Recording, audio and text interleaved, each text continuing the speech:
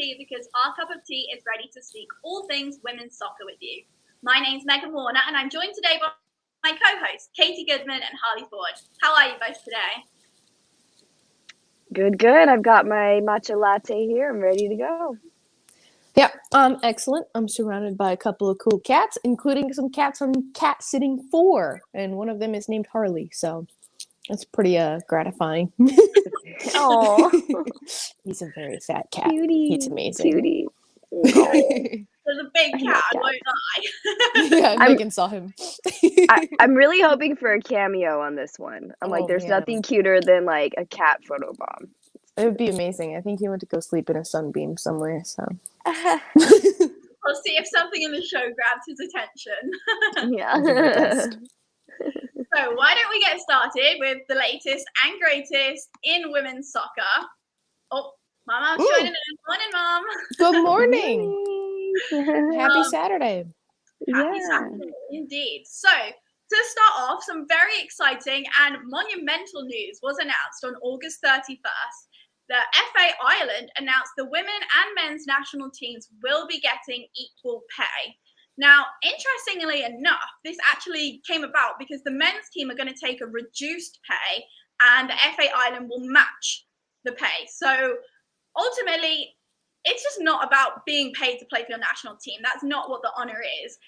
It's really about being recognised and treated as equals, and that's exactly what FA Ireland are doing. And it's a great moment for Irish football and women's soccer in general. And we at Our Cup of Tea are really hoping that many other countries are going to follow suit. Right.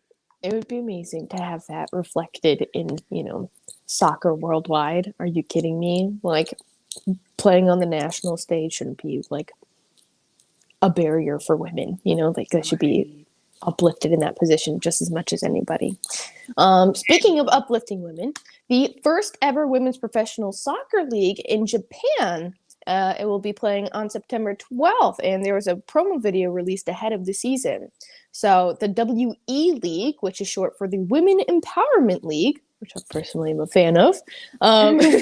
It'll kick off with 11 teams and should be accessible through the DAZN streaming service, which I think is like owned by Disney, probably.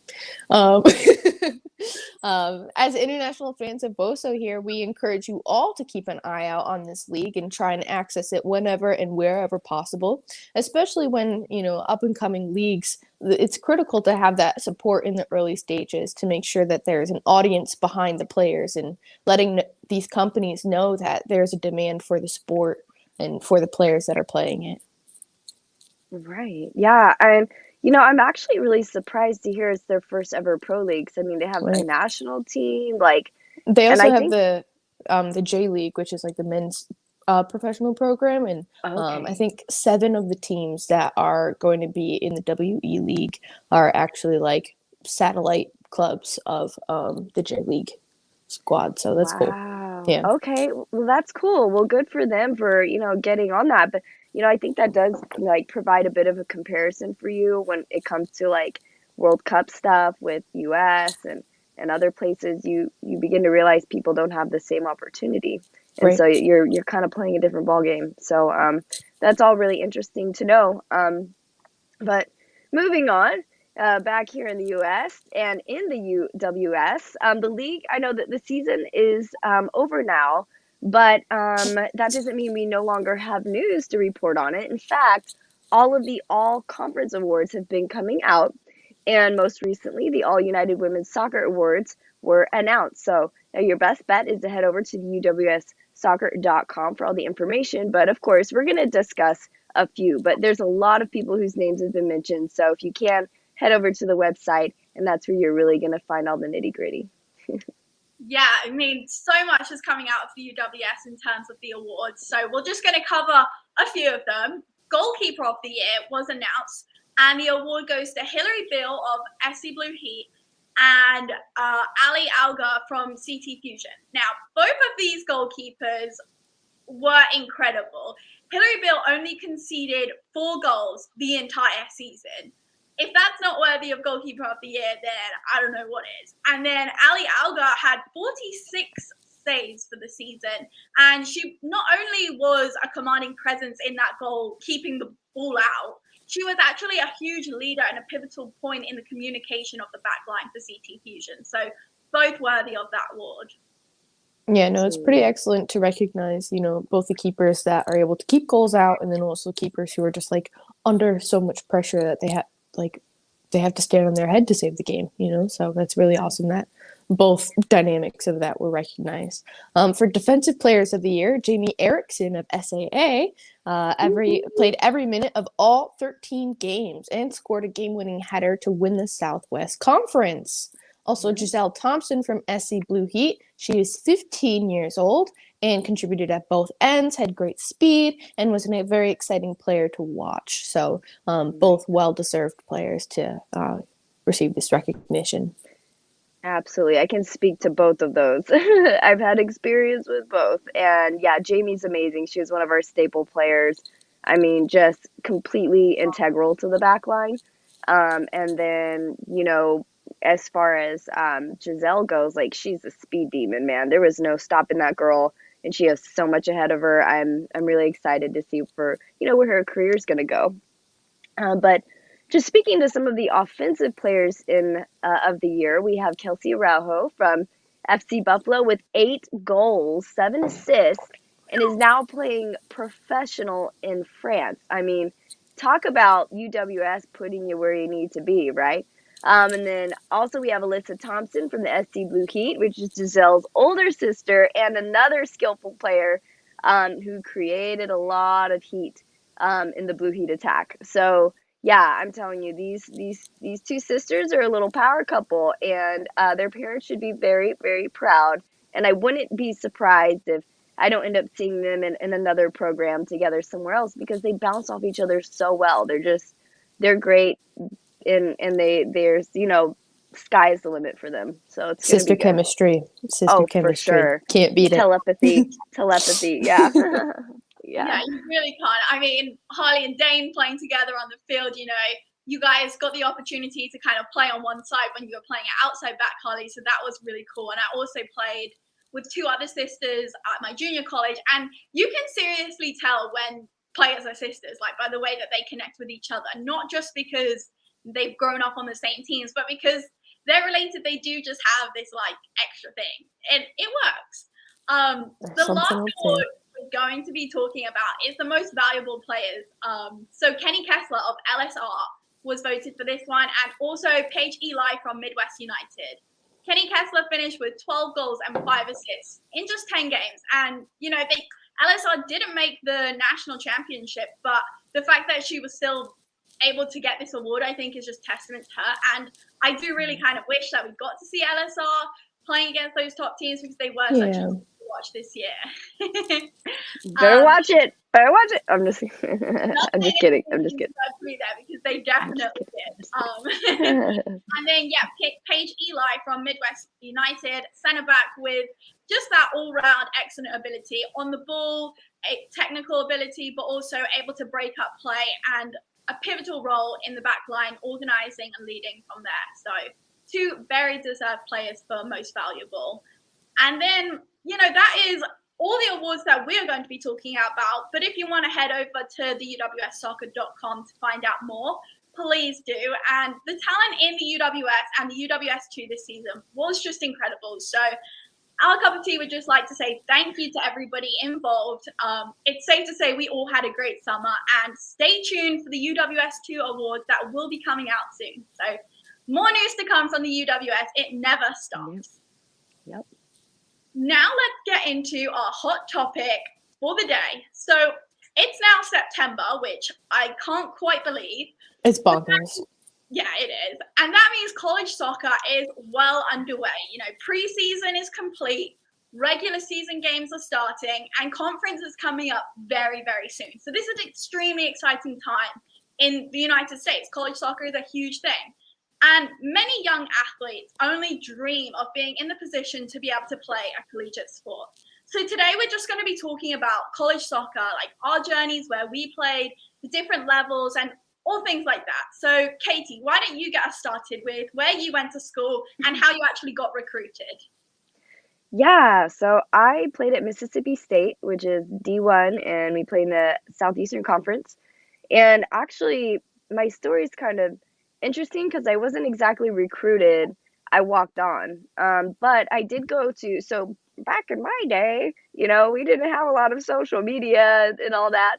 So what we would do is we'd go to the college camps, and that's where they could scout us. They could see how we play with everybody. I had gone to LSU. I had gone to Texas Tech camps. I'd gone to a couple different ones, University of Mobile camps, but I never did make it out to Mississippi State, and that's because I really wanted to go to LSU. So by the time I was able to make some decisions, I decided um, I decided like LSU was just a crazy intense program. Like there was no way I was gonna make that team, and even the coach was like, "Katie, you're a little small. You're a little small for the SEC." And I was like, "Are you shitting me? Really? Right? Really?" So I was like, "Okay, heartbroken." But luckily, I still had a little bit of time. I wrote the coaches to Mississippi State. That's where my sister played. Like 13 years prior to me. There's a big age gap. And so she had played there. So I was like, you know what, Mississippi State is cool. I visited the campus. It was awesome. And then they came out to see me play at a tournament. And that's when they were like, okay, yeah, come on, like walk on. And then, we can go from there based on the funding for, the next semester. And so luckily I went there during the summer because we have summer workouts. Mhm. And then you go into like fall season. So I would have already been in school right now, from June to July and August, and then starting, up the August fall season.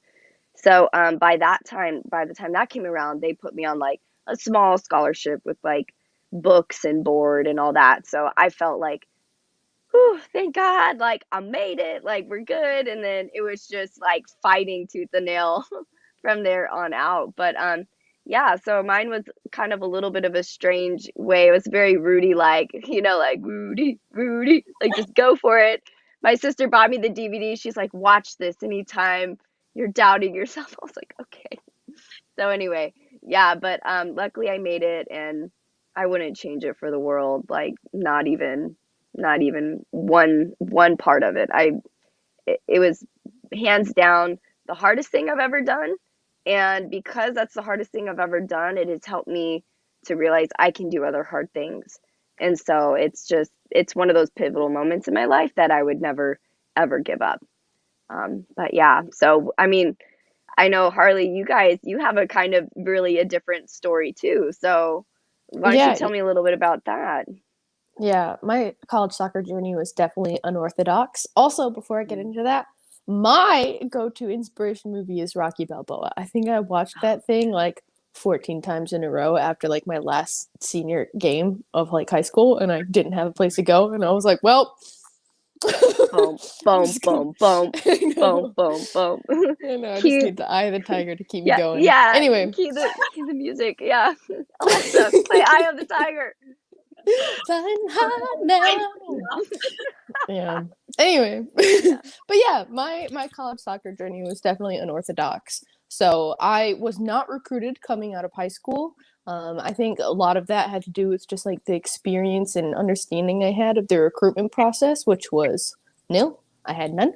I was like the first person in my family to like really try and like go after a college career in like sports, and we just didn't really know. It was just we had no idea it was such a dog eat dog world, and that like connections are so important when you're trying to get into a program. I ended up going to Stetson University for my undergrad in English instead. Like I focused on my education. Originally, that was actually the school that I wanted to play at. I had gone to a lot of camps. I had done a lot to try and get exposure there, and it just never really worked out.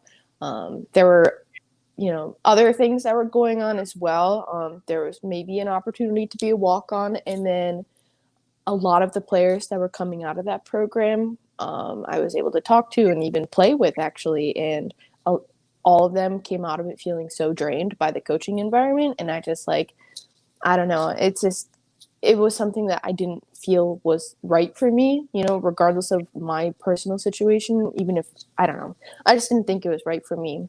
But I did find out that Stetson has a pretty prestigious club sports program. Like, it's amazing. If you're from that school, like, you would know what it's like. It's just, there are budgets and there are council members, and it's so well organized, and it was something that I felt really honored to be a part of. So when I found the club and they accepted me on, it felt like a proper home, because it was full of these girls who had just kind of been misplaced in the college soccer world too. We had all just like not really figured out where we were supposed to go, and somehow we came together on that same team, which was really, really special. And then within a year, I was the president of the club, and that experience was so invaluable because it kept me active, it kept me in shape, it kept me in the game. And then when I graduated from Stetson, I really didn't have a place to go, actually. Like, I had always wanted to play proper college soccer, but I didn't know how to break into that world. So after I graduated, I had finally just kind of like threw in the towel. I was like, you know what? It's just not going to happen for me. I'm going to focus on my education, focus on like what I want to do. And I was going to go to Florida Southern for like a transformational education degree. Like, it was going to be really cool. It's a beautiful campus as well.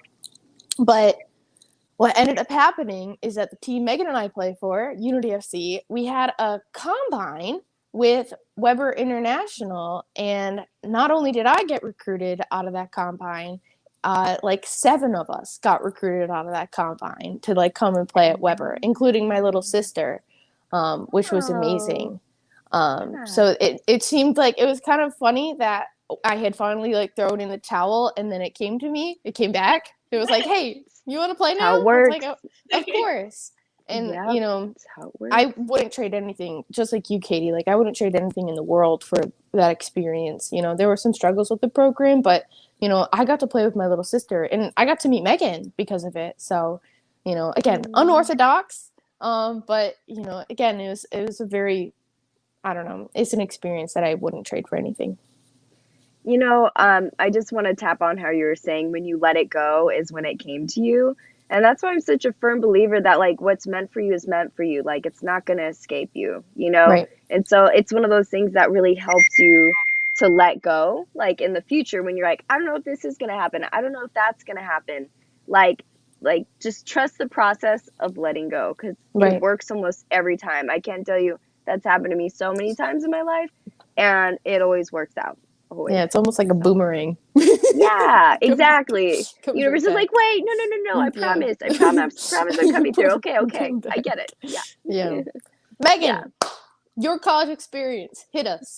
So, I mean, I feel like mine is maybe a little bit more straightforward, but then at the same time, being an international student over in America, like, it's a different kind of process to what the typical high school student in America will go through. So my college journey started off at Daytona State College, who are NJCAA, so a junior college for those who don't know. And then after 2 years there, you know, that's all you can do at a junior college, so you have to transfer if you want to continue playing. And I ended up at Weber International University with Harlie, an NAIA school. So, like I said, the recruiting process is a bit different for international students. I actually worked with a company called Scholar Athlete USA.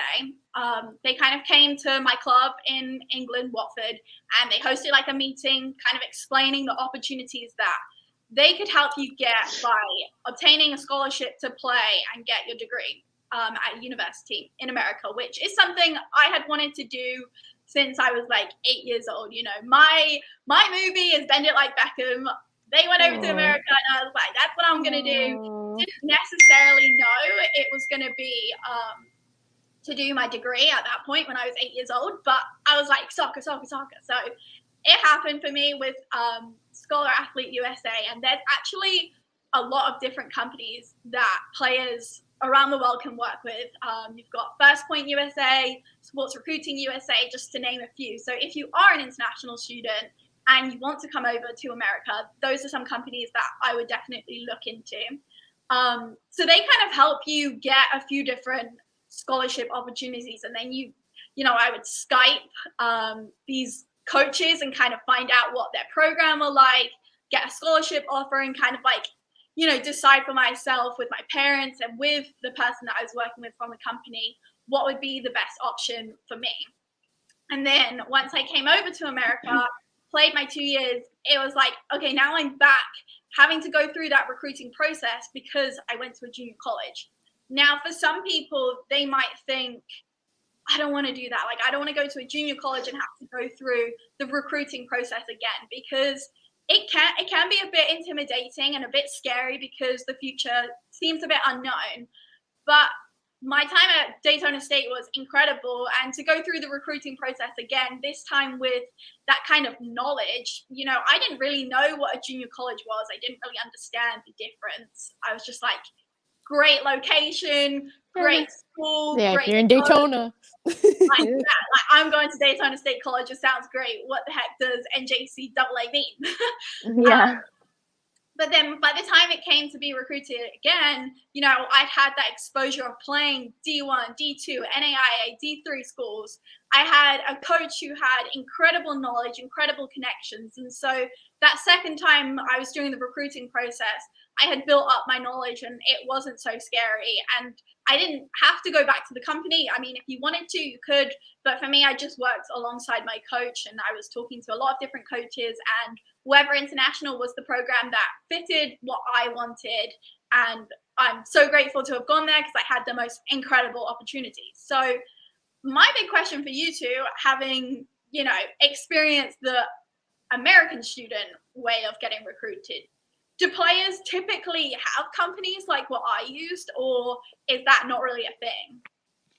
So for me, it's kind of hard to say because I feel like this was like way back in the day for me. I mean, I wasn't, I graduated high school in 2008, just to put it in perspective for everybody.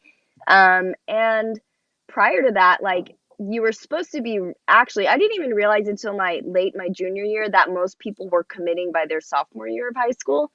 And so, like, Yep. at the time, I know, I was like, oh, shoot, so it was actually my sister who helped me with a lot of that, like, reaching out to different colleges. Like, she was my website, like, Right.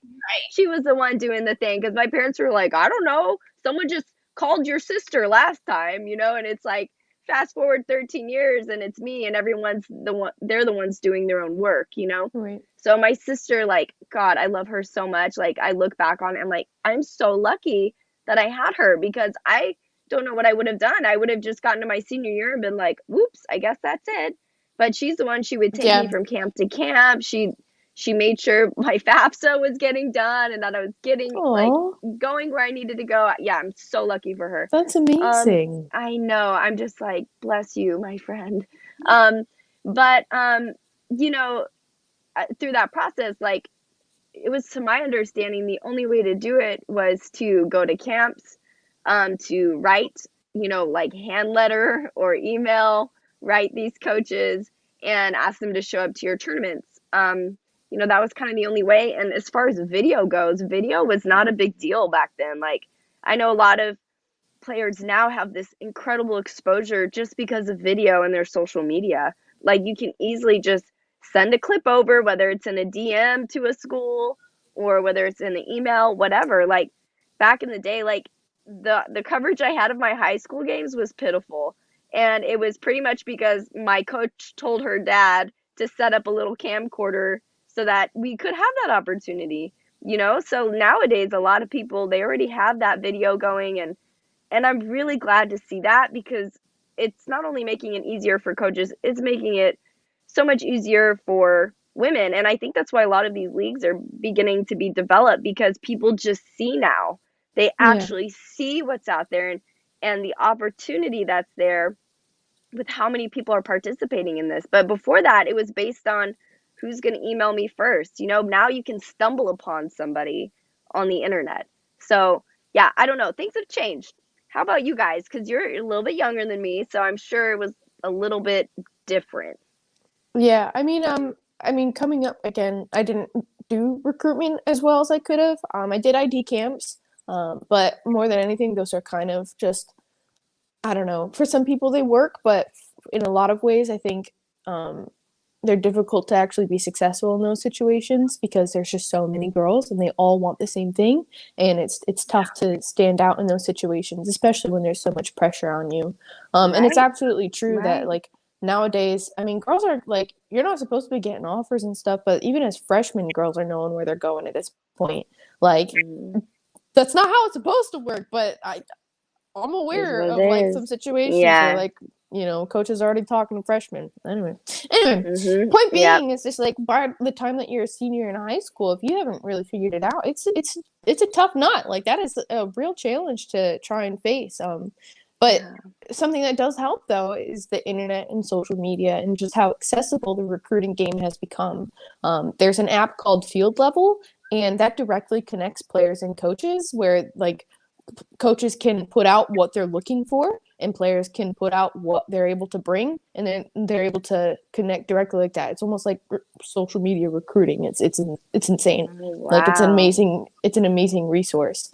Yeah. So there are just, the resources are becoming boundless, which is amazing. And I think it's really great that it's making, you know, the college soccer scene a little more accessible to players, and including video and all that stuff. Like it is so invaluable to get the right game film for people and to have the right edits. And, you know, there's just so much that goes into the recruiting game. And it's just, I don't know, it's a monster, honestly. Like I mean, I coach high school and I see what these girls are going through just trying to get seen, and it's just like, oh my goodness, you know, no wonder I didn't get an offer. Like I didn't even know. I had no idea. Yeah. So, I mean, now I do, but looking back, I still would have been like fish out of water. I would have been like, what are all these kind of stands out to me with the ID camps, and you know, I had a similar experience with trialing for different academies in England, like for the Center of Excellence is over there. It's so intimidating. It's a lot of pressure, especially if you take into consideration, you know, they almost need a scholarship maybe to be able to afford a certain school. So you've got like external pressures on, right. You know, you're still a kid. So it's a lot to go into those kind of situations. And then to get noticed, it is hard. You know, you're going to be thrown into a big group of girls, and maybe you're going to be asked to play an 11-a-side match, and you've got no chemistry with those girls because you don't know them. And so to prove that you are what they're looking for, you're a great player, can sometimes be really difficult. You know, maybe your special talent is I see passes, like I can make really good through balls, but the players that you're playing with in your 11-a-side field, they're not making any runs for you to play. So if you play those through balls, you're essentially giving possession away because nobody is making those runs. And if that's, you know, the special part about your game, you can't show that because the people around you don't know, they aren't making those runs. And so the ID camps they can be so frustrating because of the pressure and just you're not in the environment where you can truly showcase. So the video now is such an incredible thing because you're around your teammates and you can show this is what I'm capable of, and it really is a better reflection of you as a player. Yeah, absolutely. Right. Absolutely. Yeah. Something else, you know, and this is, we'll definitely be expanding on this more, but you know, when players are trying to get recruited, sometimes there's like blinders and they're only looking at one thing and they put all their eggs in one basket and they don't consider all the options that are available. That's kind of what I did. Like I was so dead set on going to Stetson and playing for Stetson, and you know, they're a D1 program, and even though like it's a smaller school, like it's still, you know, an exceptional level of play that, you know, maybe I could have looked somewhere else. I could have looked for D2 schools. I could have looked at NAIA, but I didn't know. So, you know, playing D1 is incredible. It is built to be incredible. Like it has resources, it has funding, it has all the things that make people successful. But I think that when you come to JUCO and NAIA and pretty much any other level, sometimes like there's this level of skepticism or I don't know. It's just the resources and connections, again, in D1 are undeniable. If you're looking to go forward with your career as a player, I think that's like the place that you should be going. you know, if you want to have a professional career, looking at D1, like it's an obvious choice, because like the reality is that very few NAIA players are ever recruited professionally. You know, it's a real challenge just considering, and it's not just women's soccer. I mean, even for men's soccer in the MLS, like a very small percentage of players are recruited out of NAIA, which is a shame because there are so many talented players in that organization. But anyway, it doesn't mean that choosing to go with a school that's not D1 is a bad choice. You know, like it's about experience and trying to figure out what you actually want. And the experiences that I got out of playing NAIA is invaluable. Like I did get to raise my game. I got to go to a school where there was a strength coach for every single like team at the school, which was amazing. You know, it was like a catered fitness regimen and a catered health regimen. And it's just like, it was really, really wonderful to be a part of something that felt personal. And sometimes I think at bigger schools that like have like everything that's shiny and perfect and it's going to do everything that you want, sometimes it's easy to get lost in the shuffle. And, you know, it's a very difficult place to try and be. It's an arena of sorts, you know? So anyway.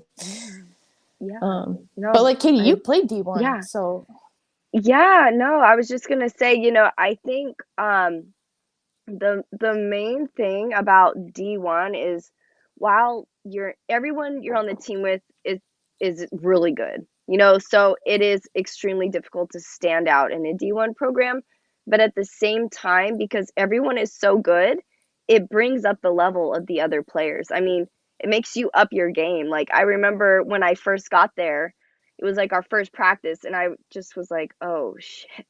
I was like, uh-oh, I signed myself up more than I think I bargained for. But you know, it was one of those things where like it makes you step up your game. So I only played with 1 and 2 touch, whereas before I might have dribbled a little more in other programs. It forced me to understand strategy a lot better. I mean, I just learned so much about the game in that process that, you know, and it's not to say I wouldn't have learned it in other programs, you know, because that's the thing is if you're playing next level, whether it's NAIA, JUCO, D1, whatever, you're up there with talented players, okay?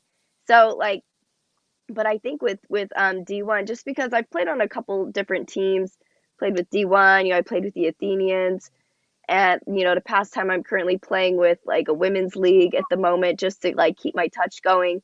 And I think the biggest thing I see when you don't have all these strong players around you, it also shows you like, oh, this is, you know, where I need to work and this is where I'm falling short and this is where a lot of the things that I need to do, but also, you know, I don't know how to explain it. Like it's like so much of your own like ability also comes from the players around you because like you said, Megan, like if they don't know to make that run, then they're gonna be like, what happened there? And it's like you run onto the ball there. That's what happens there.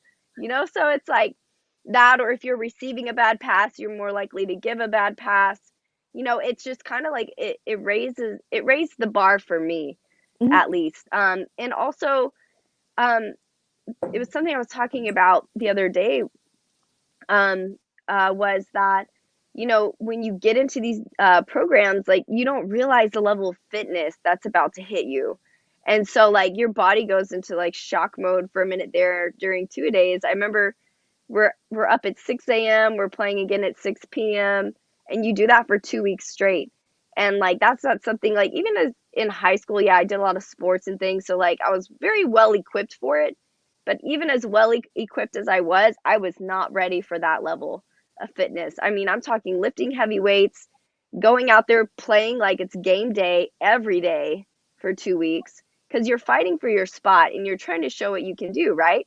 And then not only that, like it's in a lot of cases, I guess freshmen aren't always going to have a starting spot on a D1 squad unless you're just freaking miraculous, which, you know, has happened, you know, but like, I think it's one of those things, like, at least for me, I already had it in my head, like, be okay with not starting again, but also don't stay there, you know, like, do what you got to do to get to where you need to go. And so I found myself like practicing before practice. I'd go out like an hour or two before practice just to get my touches in so that when practice came around, my touch was good from the get-go, because that's what I identified for me as a weak point for me and my team. You know, I was turning over things. My touch was off, and it's all muscle memory, right? So I would go in there, work on that muscle memory, and eventually over time, I was able to get a starting position. But that's the level of dedication. I mean, I think about it now, and with all the things I have going on with work and whatever, like there's no way, like, you know, like to be able to do that in season is like really tough. So I'm lucky that I had the time, that I had the resources, that I had these crazy indoor facilities to go and kick around in, that I had trainers to go to on call. You know, like those are the things that I miss. I'm like, dang, I could really use like a stem machine or a heating pad right now, or like an ice Yeah. pack, you know, things like that. I'm like, woof, it's a lot more difficult now when you don't have an entire team around you supporting you and telling you what to eat and how to work out and where to be and when and making sure your grades are right, you know. It's just like totally different experience, you know. Yeah, so I don't know. I wouldn't necessarily say it's better, because everyone's meant to be on their own journey in their own way, and we all get there in our own time. There's a girl on the San Antonio Athenians. She never even played in college, but she's one of the best players on our team, you know? So it's like, it's really about you personally and Yeah. how you're going to dedicate yourself. And, you know, I'm just going to say it. I have this other podcast where, you know, I talk MLS, and I ask a lot of these questions to these guys. There's some guys, they didn't even start playing till they were like 12. And I'm like, what? And then there's some guys who went to the best program. They went to play with the Seattle Sounders, but they weren't as serious as some of the other players.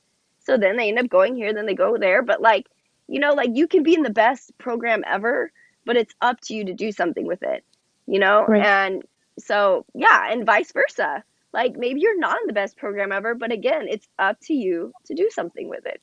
So, Yeah, absolutely. I don't know, what was it like for you guys? I mean, sorry, I just went on a whole soapbox rant. No, it's good. But It's a good yeah, soapbox. yeah. I was like, "Bah, bah, bah, bah, bah." Yeah.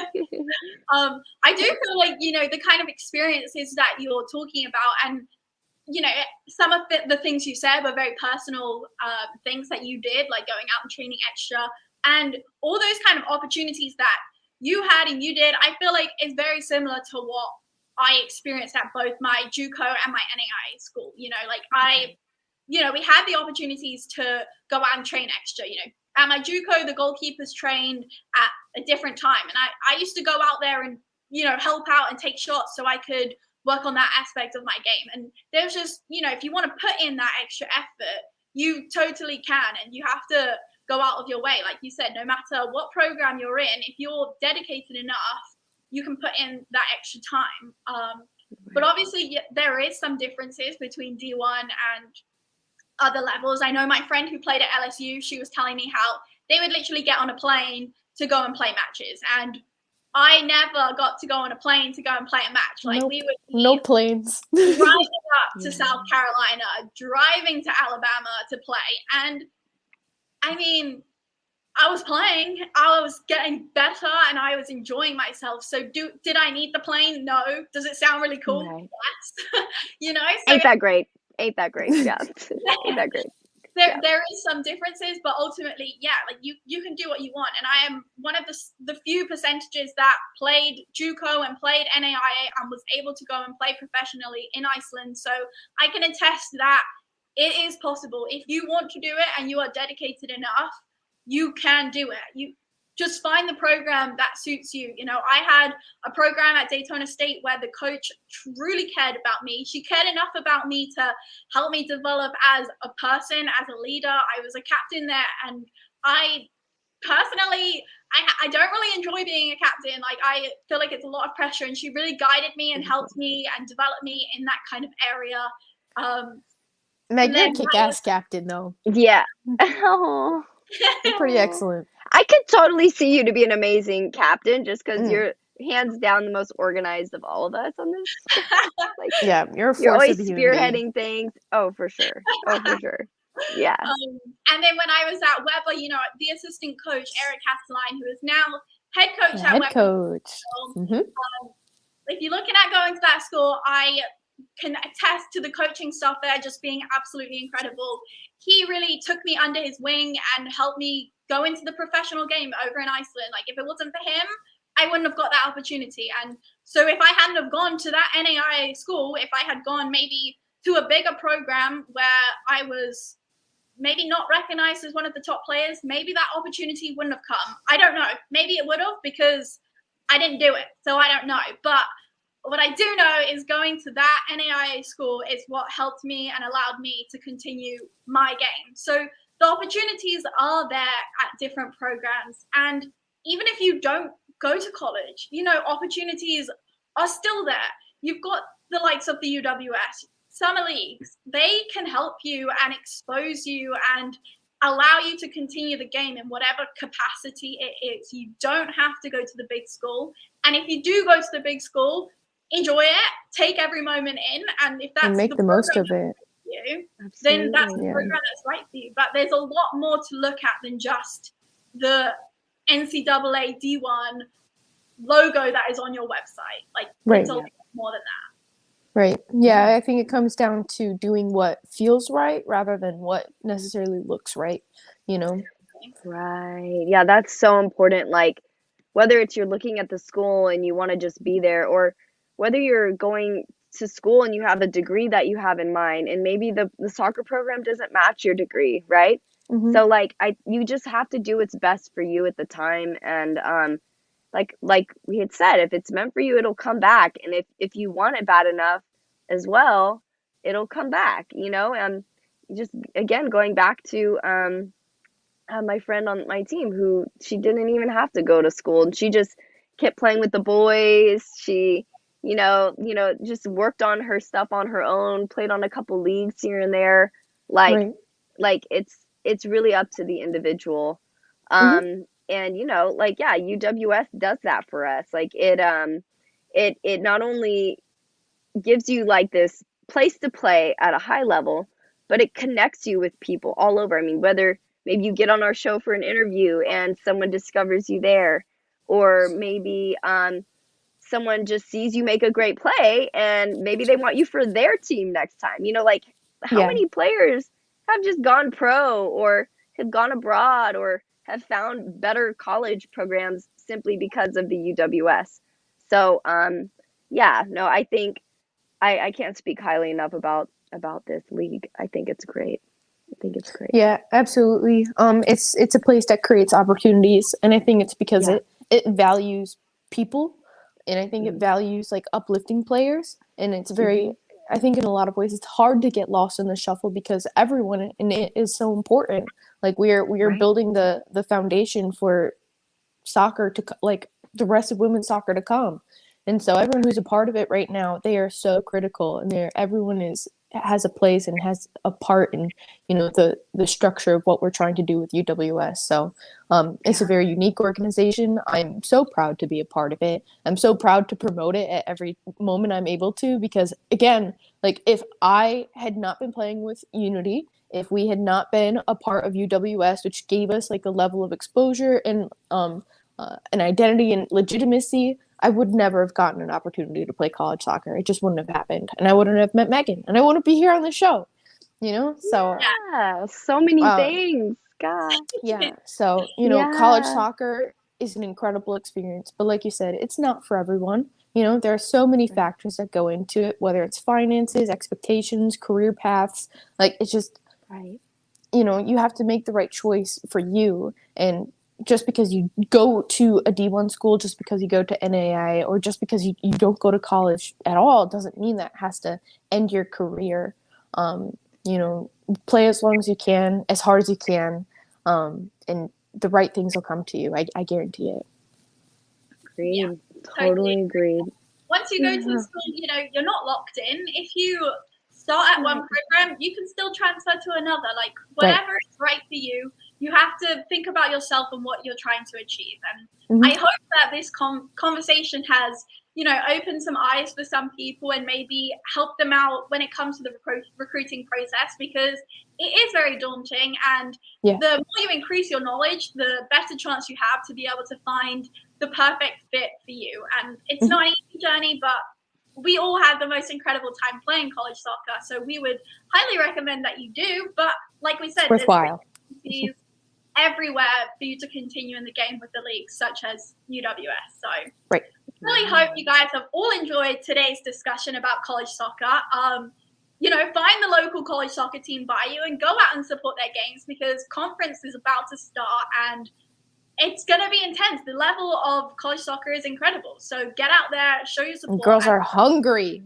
They are. If anybody wants any advice from us, you know, reach out to our Twitter account and we are more than happy to kind of give you our perspective on things and try and help you out. So yeah, special thank you to Jonathan Ward, UWS and UWS2 for helping us bring this show to your screens. And if you haven't already, please follow us on Twitter and subscribe to our YouTube channel for lots more WOSO content. Thank you guys. Bye.